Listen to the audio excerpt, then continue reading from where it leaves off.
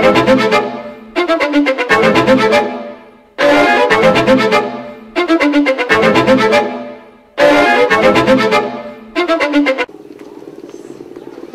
is early morning at the tuberculosis unit in Mulago Hospital. The doctors and nurses are making their rounds in the TB ward, while other patients await medical attention. Nearly 4,000 people are on the TB treatment list here, but a rare type of patient is beginning to show among these people.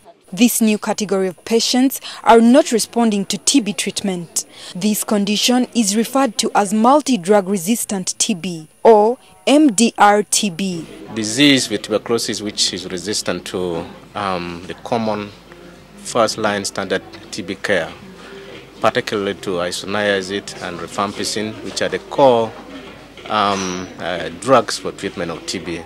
So the population of bacteria in that individual will be more of the resistant strains than the sensitive strains. This form of tuberculosis presents with the usual symptoms like evening fever, cough that lasts for more than 3 weeks, loss of appetite, chest pain and night sweats. Multi-drug resistant TB normally occurs in people who already have the tuberculosis bacteria, but those without TB can also contract this resistant strain. These or laugh, they pass these germs into the air.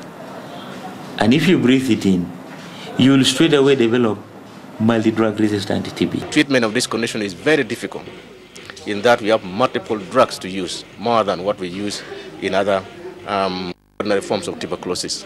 2, the drugs are also toxic. They harm our body. They go to the liver, they cause us trouble. Joseph Kalala is one of those fighting to overcome drug-resistant TB. Here at the Mulago TB ward, he is confined to a special area since this type of TB is highly infectious. The first time I was diagnosed with TB last year, I got full course treatment. But after 3 months, the cough re-emerged and all the TB symptoms. Kalala will now stay here for about 3 months for observation and treatment. My family is suffering in the village, but I have to be strong because I need to get better.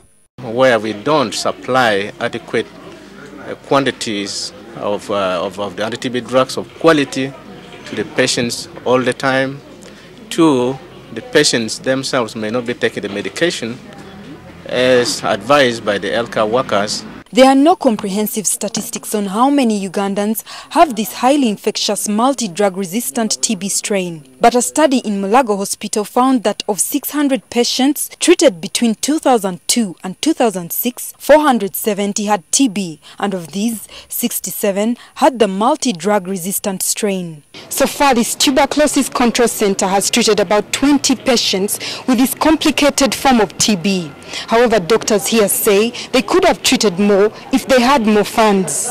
A course of treatment for just one patient requires between 5 to 6 million shillings, compared to 50,000 to 70,000 shillings needed to treat the usual TB. Besides, treating multi-drug resistant TB takes at least 2 years, unlike normal TB cases that will be treated for between 6 to 8 months. In Africa, it is only South Africa that is showing an alarming rise in the number of MDR-TB cases. Critics say, with lack of a national survey to present a clear picture of the prevalence of MDR-TB in Uganda, it is difficult for health professionals to effectively deal with the situation. Sadly, this could be fueled by constant shortage of TB drugs, as recently experienced in the country. Uganda has been cited as one of the 22 high-burden TB countries in the world, registering about 42,000 new cases each year. The country still has less than half TB detection rate, which is a big determinant for access to treatment and prevention. So I think it is important that when it is suspected, it should be diagnosed very quickly and treated. And we're going to do this through a MDR, what they call MDR survey. Funds are already approved under Global Fund around 6 to conduct this survey in this country. Along with this, we're also doing a whole national prevalence survey for TB. But these experts say strengthening a community-based treatment and prevention approach are the most important interventions. This, they say, can help cut the roots of TB at the start before it can spread further. Leah Bwanika, NTV.